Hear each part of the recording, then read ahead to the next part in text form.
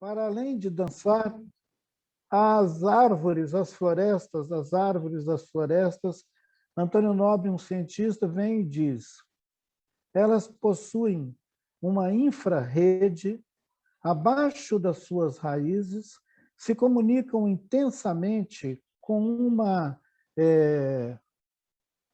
colaboração entre as árvores, animando-se. Então, quem sabe, quando a copa delas está dançando aqui no céu, suas subterrâneas redes de afeto, comunicação, estão também animando uns aos outros a vida. Então, tem uma parte que é visível, que é essa da floresta que nós enxergamos, e tem uma outra parte invisível, que é a sua fantástica rede, que são milhões e milhões de quilômetros de conexão maravilhosa, muito antes de os humanos descobrirem que podiam fazer isso, né, pela web. As árvores já faziam isso desde sempre, nas profundas raízes. Isso é muita beleza e é muita animação para a gente ser capaz de imaginar uma poética de mundo onde a experiência da vida é uma dança. Eu disse em algum momento que a vida é uma dança cósmica. Essa ideia da vida como uma dança cósmica, ela transcende a qualquer limite da cultura, porque você pode ver isso na Ásia, você pode ver isso lá na China, na Índia, na África, então, por excelência, as pessoas quicam, as crianças quicam no chão, quicam porque não conseguem ficar sem responder a essa provocação que a nossa Mãe Terra faz e que quer que seus filhos dancem.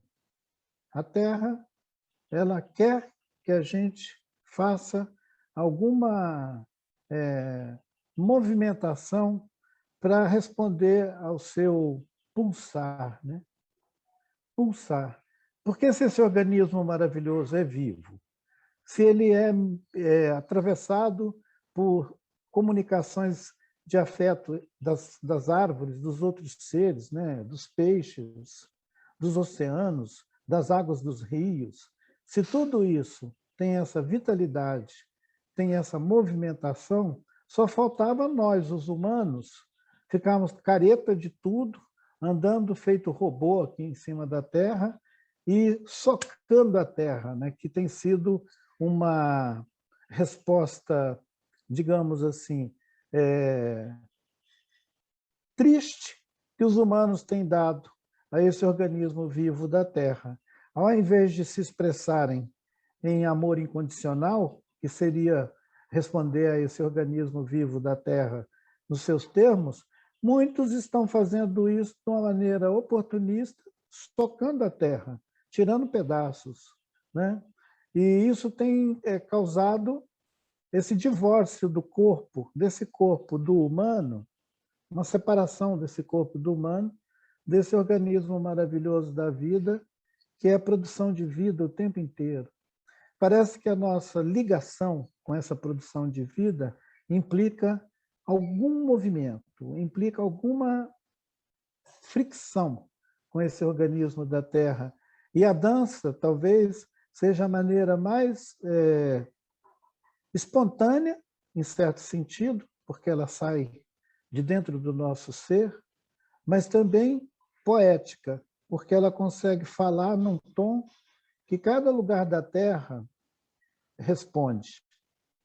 A ideia da dança como um duim no corpo da Terra me ocorreu, como a Gilsamara lembrou, me ocorreu numa época, na década de 90, um período da vida brasileira, que os povos indígenas estavam, assim como hoje, passando por uma experiência de negação dos seus direitos, de hostilidade das políticas públicas do Estado brasileiro, e nós estávamos passando um aperto.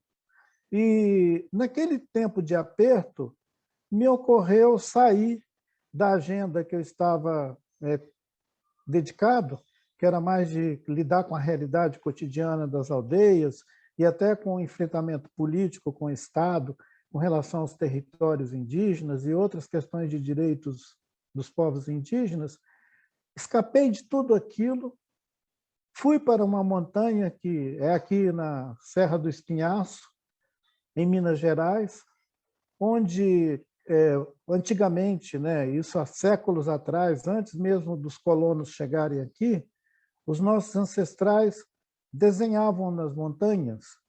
Então, lá tem grandes abrigos, tem paredões, e onde as inscrições rupestres estão lá. E, curiosamente, gente, nem vou mostrar a imagem aqui, porque eu não tenho essa habilidade, mas são paredões onde tem desenhos rupestres de caça, de cotidiano e de dança. Quer dizer, há 2.000 anos, 2.800 anos atrás, os nossos ancestrais dançavam naquela montanha e ainda desenhavam cenas das danças nos paredões, essas inscrições rupestres que estão lá. Assim como na Serra da Capivara, você vai ver gente dançando.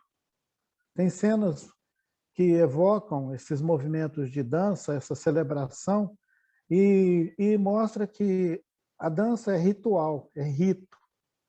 E esses ritos antigos, a dança, ela se constituía no discurso essencial do rito. Assim como hoje, aqueles povos que ainda perseveram nos seus ritos, no seu toré, nos seus rituais nos terreiros, fazem essas coreografias que se comunicam diretamente com aquelas imagens rupestres de 2.000, 3.000 anos atrás.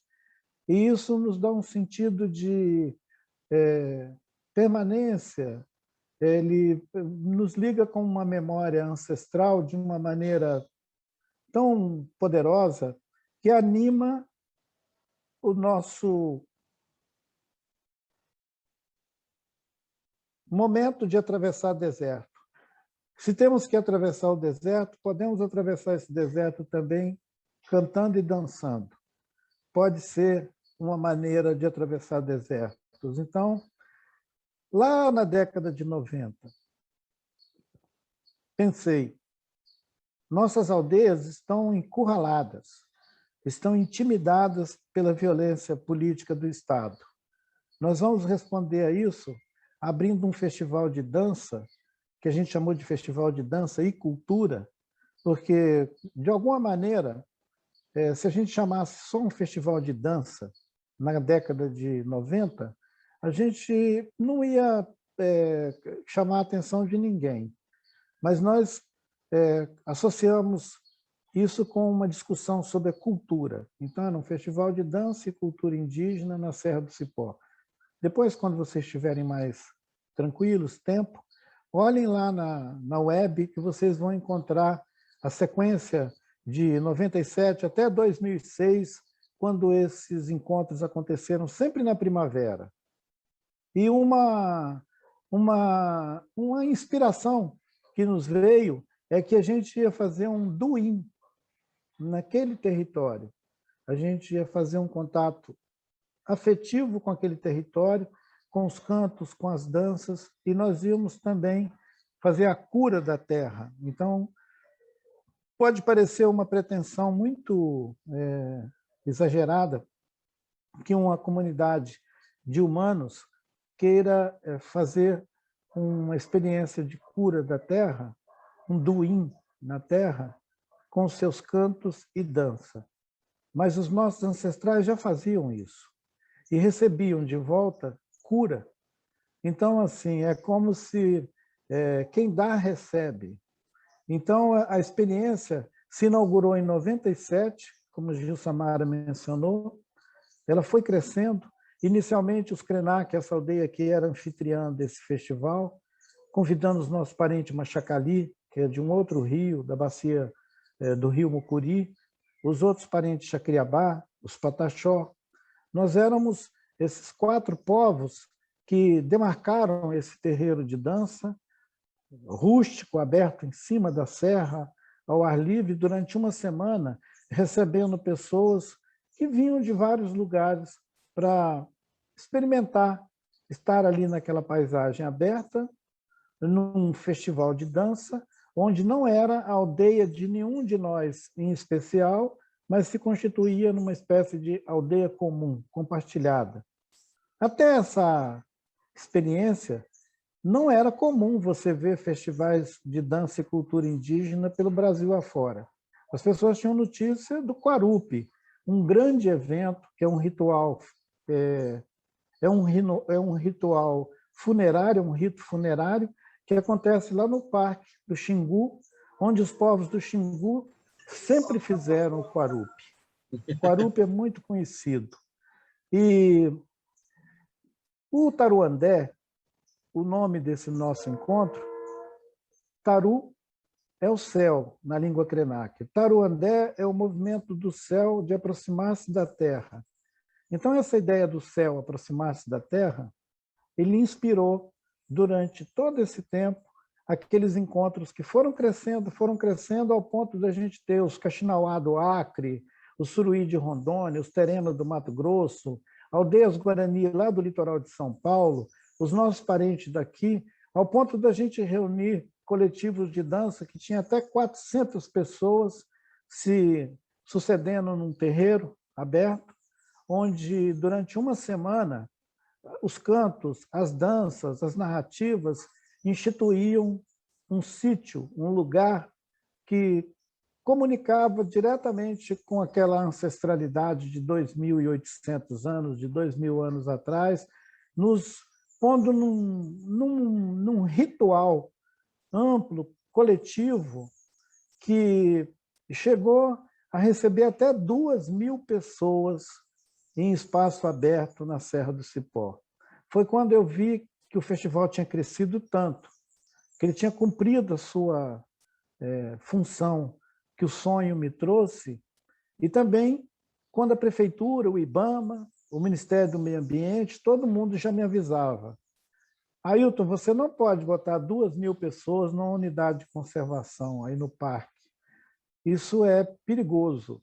E um dos óbvios danos que a gente percebeu é que tanta gente no espaço aberto da natureza incidia depois em muito resíduo, né? As pessoas levam plástico, garrafa, e produzia um dano para aquele lugar, para aquela paisagem, que a gente viu que não é possível juntar tanta gente assim num espaço da natureza, aberto, como chamamos, né? Num lugar onde a paisagem está com objetivo de conservação. Muita gente. 100 pessoas talvez já fosse muito. Mas foi maravilhoso ter feito essa experiência e ela resultou num efeito que eu não imaginava, que foi de provocar em outras regiões do Brasil ajuntamento semelhante.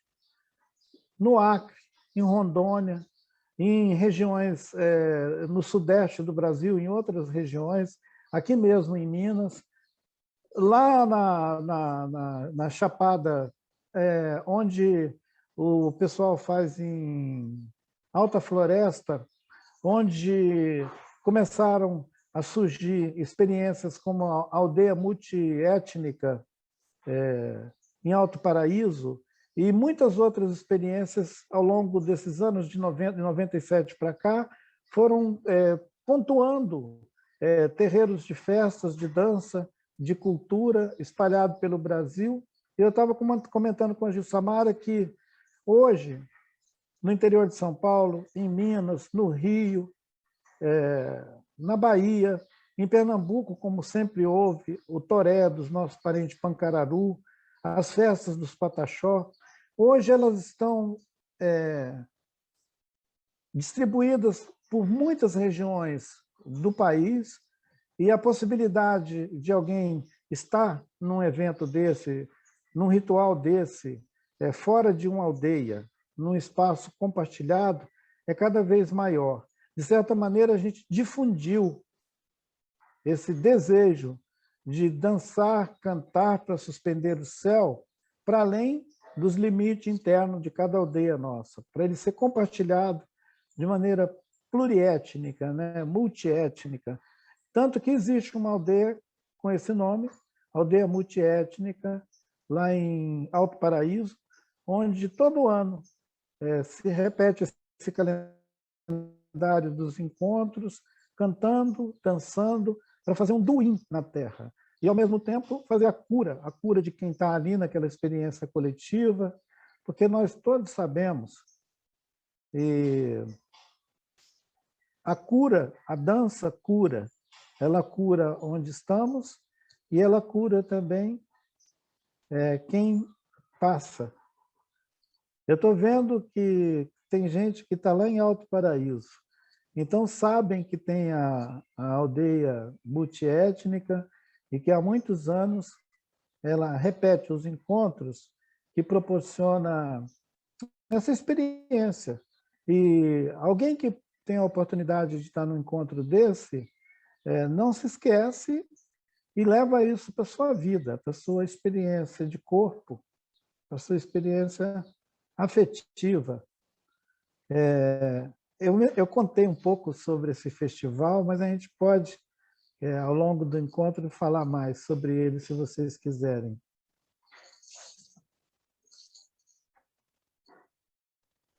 Obrigada, Ailton. Nós temos aqui um tempinho para conversarmos, quem quiser falar, abrir o microfone, escrever.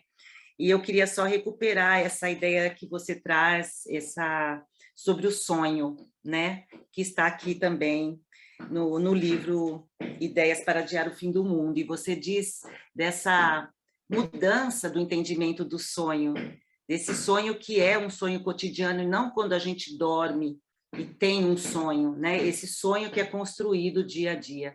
Então, queria que você falasse um pouquinho mais, porque também temos aqui Liana, que trabalha com sonho, e dessa concepção que você traz, quando você diz: quando eu sugeri que falaria do sonho e da terra, eu queria comunicar um lugar, uma prática que é percebida em diferentes culturas, em diferentes povos, de reconhecer essa instituição do sonho, não como uma experiência cotidiana de dormir e sonhar, mas como um exercício disciplinado de buscar no sonho as orientações para as nossas escolhas do dia a dia.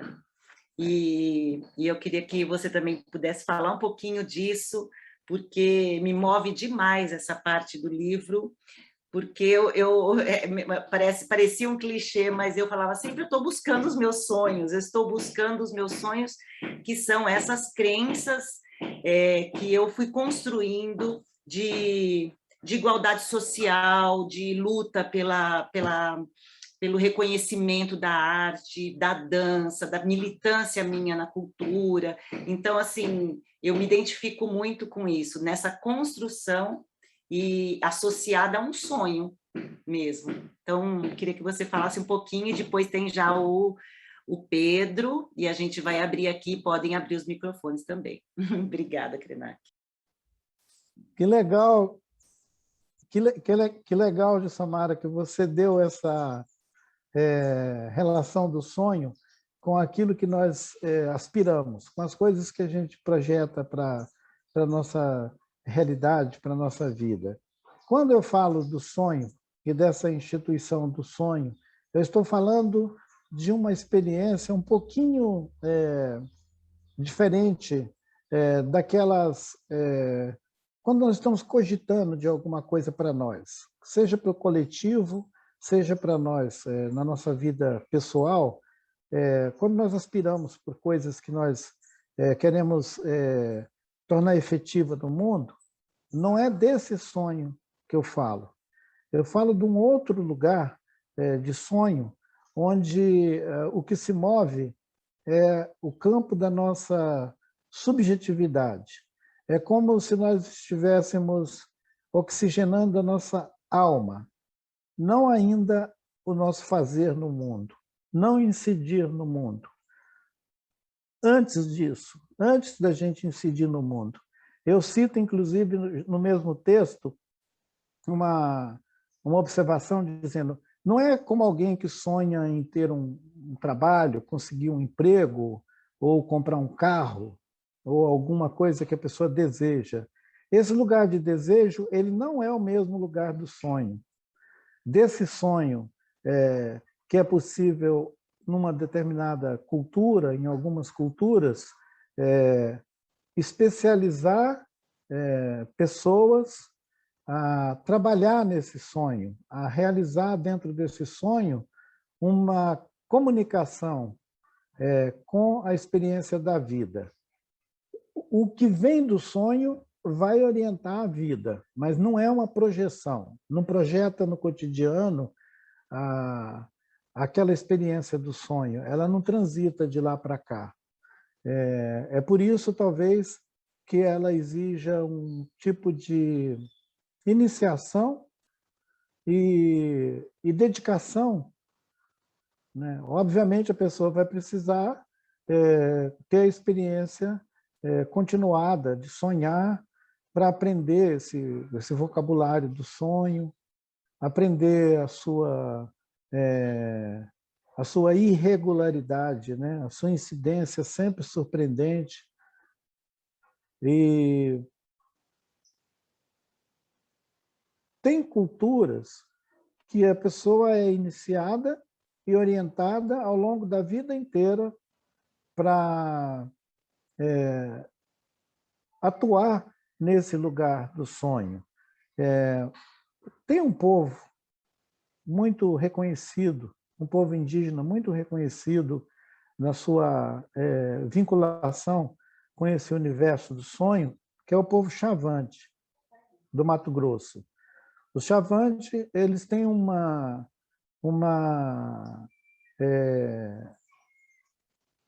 capacidade, uma herança ancestral de passar de geração em geração para um grupo de pessoas, para coletivos de pessoas, essa experiência da instituição do sonho. E a pessoa que é introduzida nessa experiência, ele se destaca do comum, porque ele é considerado um Umari Tidewa. Esse Umari é aquele brinquinho de madeira que os Xavante usam atravessando o lóbulo da orelha, Umari, o brinco, um brinco de madeira. O Umari Tidewa é o portador de um brinco daqueles com uma qualidade especial que significa que ele é um dono do sonho. Ele é alguém iniciado naquela tradição do sonho, ele recebeu isso como herança e ele pode transmitir também para outra geração.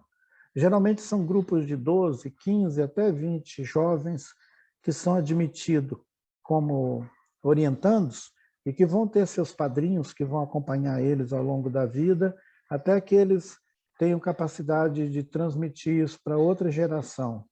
É dessa instituição do sonho que eu falo quando eu digo que algumas culturas, algumas tradições, a experiência do sonho ela é tão prestigiada, ela é tão valorizada que pessoas passam a vida inteira dedicados a aprender sobre esse caminho.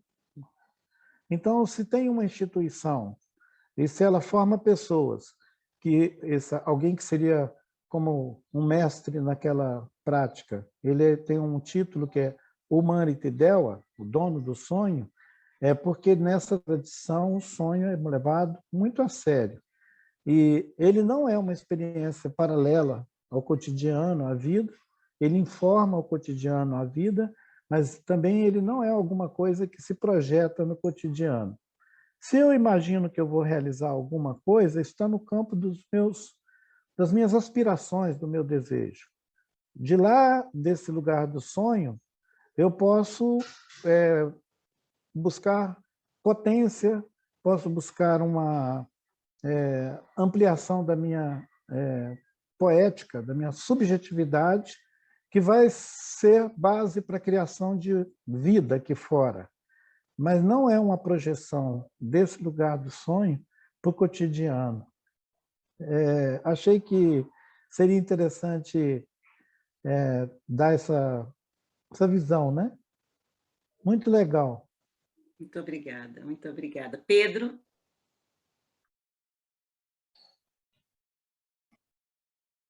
Bom dia. A palestra que Krenak me deixou, foi bem reflexiva, me provocou bastante,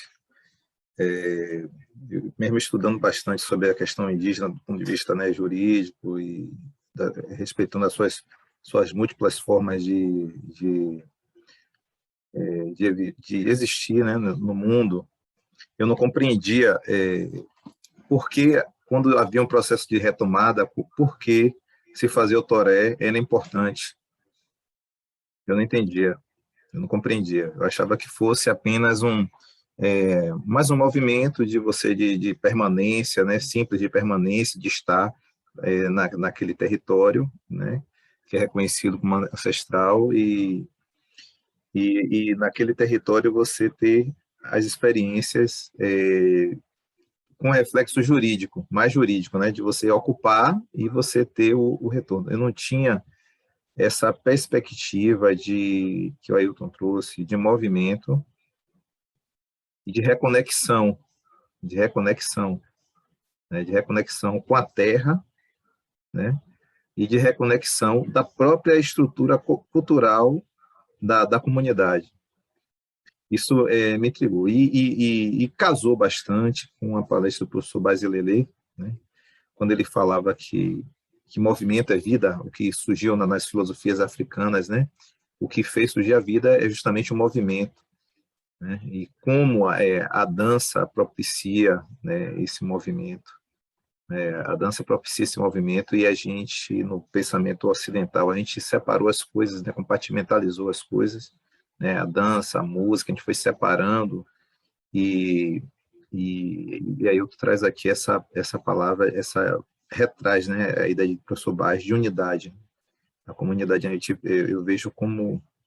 E a minha pergunta é como o professor Krenak, né, chama professor, meu grande mestre, professor Krenak, vê essa relação entre a cultura dos povos originários aqui do Brasil com as filosofias africanas, né, que a gente está debatendo bastante. O senhor vê pontos de convergência, o senhor vê mais convergências do que divergências, o senhor vê confluências na forma de ver o mundo, de ver o existir, né, nessa grande nave que é a nossa Pachamama.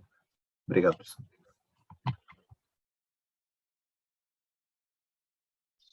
Obrigado, Pedro. Que bom, Pedro. Agora, no percurso, eu fui lembrando das coisas que a gente já vem fazendo juntos e a sua observação sobre o Toré como uma experiência que, para além de evocar um direito, ele produz vida, produz potência, vida, transformação. Ele, de certa maneira, já antecipa essa observação sobre a dança, o movimento criando vida. O movimento cria vida, né? E o movimento da dança, porque ele integra vários campos da nossa percepção, inclusive aquele que a gente poderia atribuir ao espírito, né? Toda dança, em algum sentido, deveria ser percebida como um movimento do espírito, para além do corpo.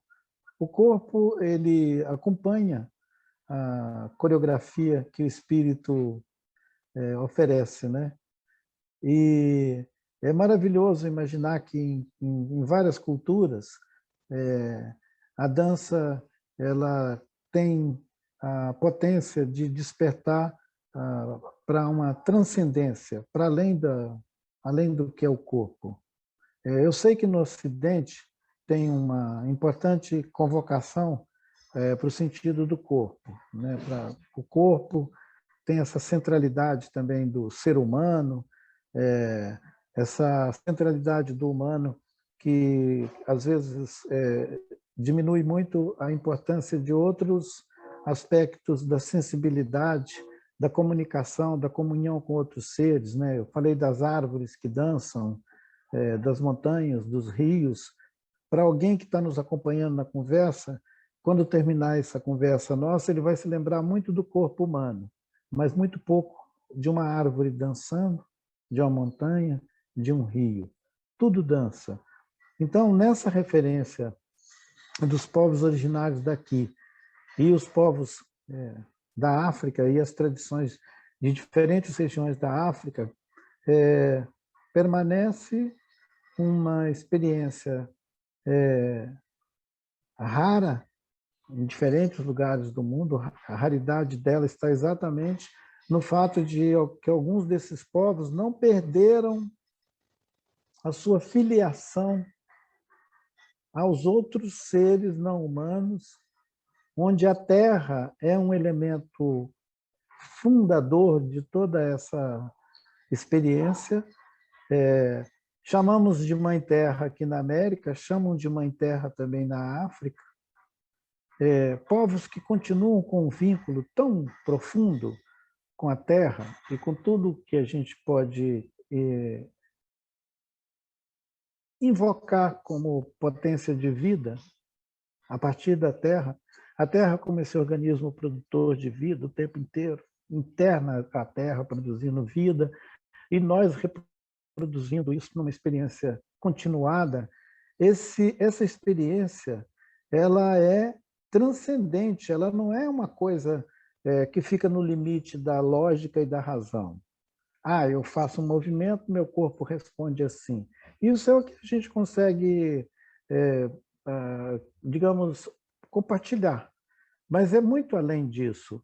Eu estava me lembrando agora, tenho na minha memória agora, por acaso, um homem japonês que já aos 70 anos de idade vai se tornar um grande mestre de uma dança, né? Acho que é o Butô,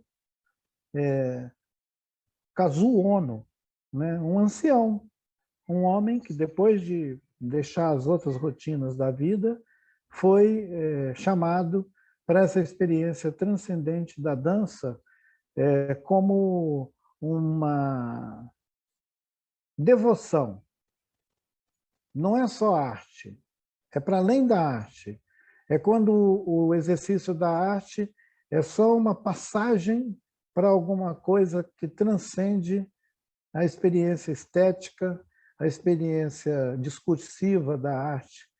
Porque se a arte supõe um discurso, uma estética, uma representação, a experiência transcendente, ela vai para além disso, que é o que me permite dizer que o corpo acompanha uma coreografia dada pelo espírito. São povos que não perderam a memória e que são capazes ainda de dançar com o vento, com a chuva, com os raios do sol, e que tem essa espontaneidade que o corpo ainda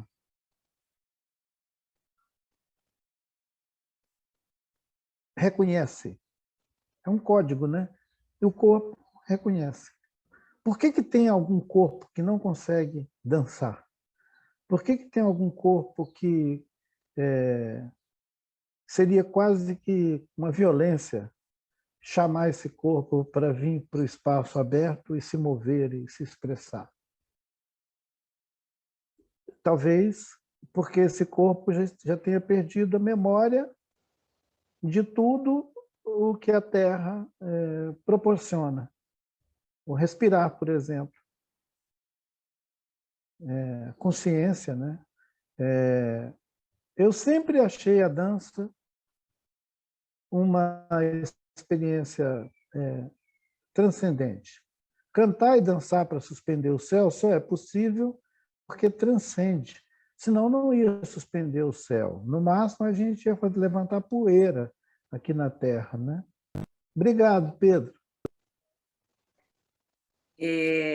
Bom, eu tenho aqui uma pergunta que eu vou trazer do YouTube, e aí nós temos a Lana, Cris Rosa e Flavinha, e aí eu vou abrir, e aí eu vou fechar para a gente também concluir aqui no horário que nós tínhamos estabelecido. Essa conversa a gente podia fazer aí com você, Krenak, na aldeia, numa grande roda, e ficar dias, assim, porque é realmente tocante te ouvir. A pergunta é: Podemos da nos Ana propor a isso. Vamos, A gente pode se propor a isso. sim. Vamos ver quando se abre o portal para a gente começar a juntar, não 2.000 pessoas, mas talvez 30, 40, 50, um coletivo como esse que está aqui Como esse. fazendo esse encontro, a gente vai fazer ele presencial, sim. E você Vamos. já fica com a tarefa de juntar o povo que a gente vai fazer. Eu gosto disso, eu adoro. Pode deixar que a gente vai fazer. Então, assim, Ana Cláudia Magnani Deli Piatti, ela coloca assim: fico pensando como podemos provocar nas crianças o desejo de querer sonhar, esse sonho que alimenta a alma. A escola tem se tornado um espaço pobre de experiência. É um comentário e uma pergunta aí, ainda referente a essa experiência do sonho. E aí eu já quero juntar a Lana também, se puder fazer agora a sua intervenção, e depois Cris Rosa e Flavinha. Pode ser? Por mim, sim. Bom dia, tudo bom? Peço licença para estar, fazendo essa pergunta. Eu tenho pesquisado a dança enquanto resiliência, pensando as danças indígenas e as corpas de mulheres indígenas, porém pensando a resiliência como um lugar de outros modos de vida, Tenho pensado muito nas árvores do cerrado, que elas encontram outros meios de movência para poder sobreviver, e de resistir. Então, pensando a resiliência também como constituinte da resistência. E eu tenho pensado muito nisso. Eu estive no ATL, em Brasília, na Marcha das Mulheres Indígenas, nos meses de junho, agosto e setembro, e uma das formas de resistência e de outras movências, era a dança. No dia 6 de setembro, teve 4 tentativas de ataque de pessoas bolsonaristas no acampamento, e todas as etnias começaram a dançar e cantar, como uma forma de proteção também. E aí eu queria te fazer uma pergunta relacionada a isso, pensando nessa resiliência, que não é a resiliência de você se adaptar para estar em um lugar ou viver, mas de resistência mesmo. Então, a pergunta é como que a dança, ela se constitui como avivamentos e resiliência nesse Brasil, colonial, de políticas de morte, onde, os povos indígenas todos os dias já acordam tendo que resistir, a esse sistema.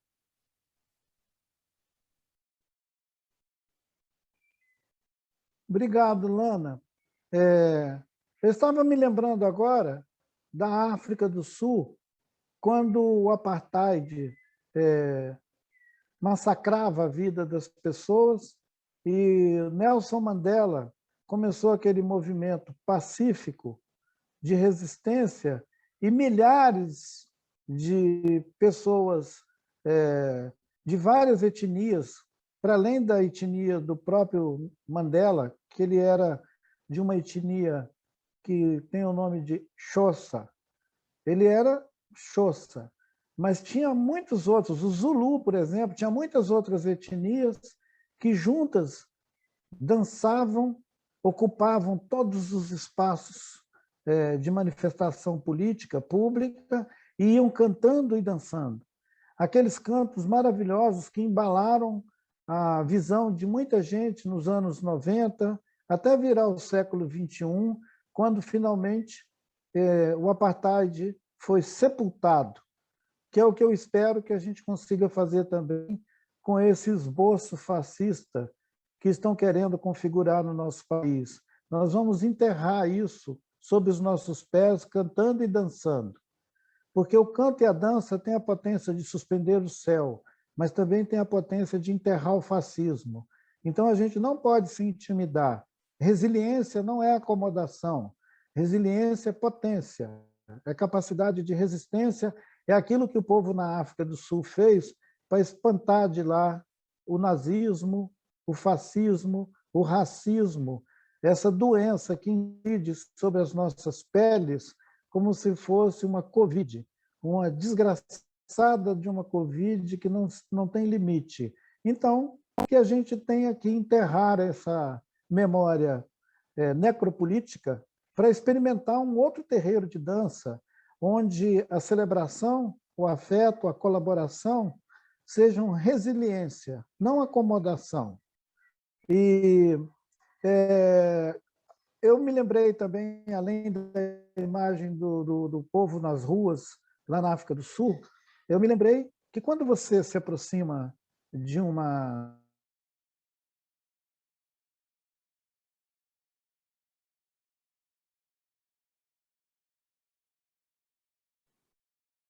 Travou para vocês ou não? Sim, travou. Travou aqui também. Vou falar com ele aqui, só um minuto, gente. Vai voltar, Gilson.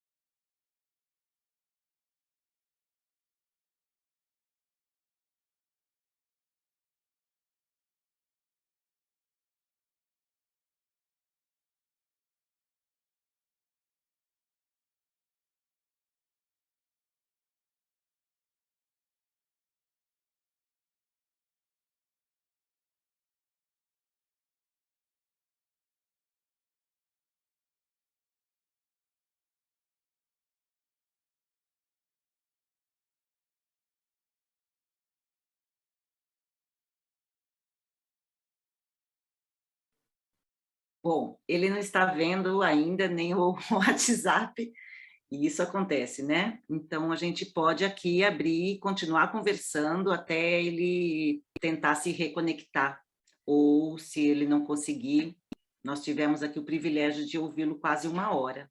Então, eu queria abrir aqui, se a gente podia fazer uma conversa agora, enquanto ele está tentando, acabou de visualizar aqui. Gil, eu fiquei com vontade, desculpa, gente, eu estou muito impressentável, porque estou com uma gripe horrorosa, então eu preferi ficar sem câmera. Voltou aqui, tá? Ele voltou aqui. Pode Beleza. falar, peraí que ele voltou. Aí nós temos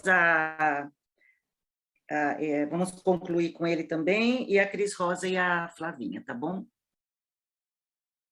E Nirlin aí já emenda tudo aí. Não, era só para fazer tempo.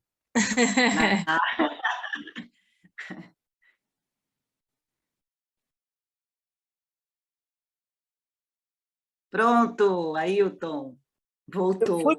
Fui para o celular. Tá ótimo. Eu estava dizendo que a experiência das abelhas e dos marimbondos, ele inspirou a presença resistente do nosso povo em setembro, em Brasília, quando, diante da agressão e da ofensa, as mulheres, todos, responderam, homens e mulheres e crianças responderam cantando e dançando. Foi assim que nós atravessamos aquele período de enfrentamento com o Estado, e é assim que nós vamos seguir. Obrigado, Lana. Obrigada. E aí a gente vai concluir agora com Cris Rosa, e professora convidada, que está aqui no nosso programa de pós-graduação em dança. Vocês podem me ouvir? Sim, Cris.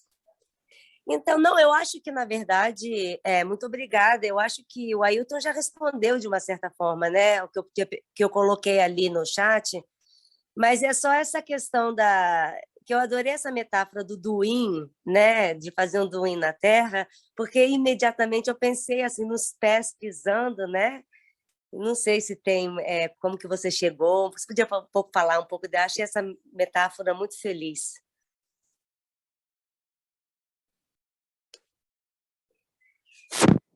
Está sem microfone, Ailton. Cris, tem uma orientação que nós valorizamos muito desde sempre, que é pisar suavemente na terra. Essa orientação, pisar suavemente na terra, ela é comum a muitos povos e ela foi um enunciado de um homem indígena no norte da América chamado Seattle. Ele está na Carta do Grande Chefe. É um documento histórico de 1850, quando os Estados Unidos estavam dizimando os povos nativos de lá. Um homem indígena disse para o governo, para os brancos americanos: se vocês não aprenderem a pisar suavemente na terra, um dia vocês vão despertar imersos no seu próprio detrito. Então, é uma profecia e é também um ensinamento.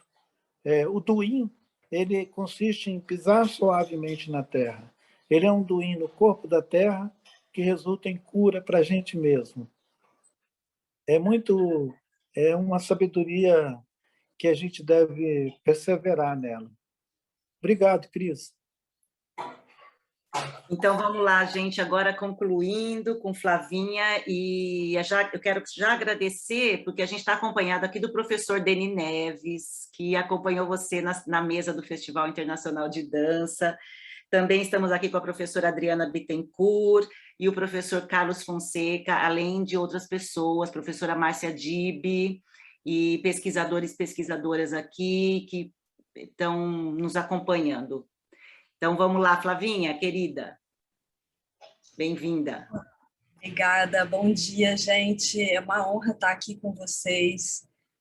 Mestre Krenak, eu estou falando do Rio de Janeiro, meu nome é Flávia, eu sou professora de dança e professora do Programa de Relações Étnico-Raciais do Cefet, e, mais importante de tudo, estudante da Universidade Indígena Aldeia Maracanã há 10 anos. Então, é um movimento que eu acompanho há 10 anos. A minha pergunta, ela na verdade, continuando o que a Cris Rosa estava falando, e, na verdade, entrando mais nessa relação com o vínculo com a terra, porque eu percebo que, para nós, pessoas que não foram criadas com uma intimidade com as etnias indígenas e os povos originários, a gente tem muita dificuldade de conceituar a natureza, a terra, por aspectos coloniais, né? E muito rapidamente a gente cai numa romantização do que seria a natureza, do que seria justamente esse vínculo com a terra, que muitas vezes esse vínculo com a terra ele também se dá em formas de colocar o corpo em grandes embates, né? Sujeito a grandes violências e vulnerabilidades. E aí eu vi recentemente uma live que você fez com o grande mestre Davi Kopenawa, e ele falou uma coisa, o Davi Kopenawa, que eu queria que você desenvolvesse um pouquinho mais, que ele falou sobre essa ideia da alma da terra. E como é que a gente poderia entender essa alma da terra sem uma perspectiva tingida pela colonialidade, né? Como é que a gente faz esse vínculo assim, desse lugar de pessoas marcadas como brancas ou não indígenas, como que a gente se transforma em aliados e não sucumbe a essas romantizações e reduções, na verdade. Que você, enfim, desse pistas para a gente nesse sentido. Muito, muito obrigada. É uma alegria estar com todos vocês aqui. Maravilha, Flávia. E cumprimentar todos os queridos que estaríamos juntos no Festival Internacional de Dança e que estão aqui nos acompanhando. Então, um abraçaço. E voltando a essa travessia que o Kopenawa Yanomami fez quando ele fez referência à alma da terra, a gente precisa lembrar que tem uma tradução nessa mensagem. A tradução consiste no seguinte: o Kopenawa ele é de língua materna, ele nasceu, cresceu, viveu falando Yanomami. Só na vida adulta, depois que eu conheci ele já estava com quase 30 anos de idade, é que ele começou a aprender mesmo o discurso, a fala em português. Até hoje ele tem dificuldade em se expressar em português, usou a expressão alma da terra, ele estava produzindo uma poética para falar de uma experiência dele, do povo Yanomami, dele em particular como um xamã, de algo que ele enxerga, algo que ele pode quase tocar, que são os chapiri. Os chapiri, eles são luminescências que estão no éter, que estão no ambiente, que estão em todo lugar e que um xamã enxerga. Essas luminescências, essas manifestações, elas são visíveis para alguém como Copenau Yanomami. E para ele dizer para a gente o que é aquilo, ele chamou de alma.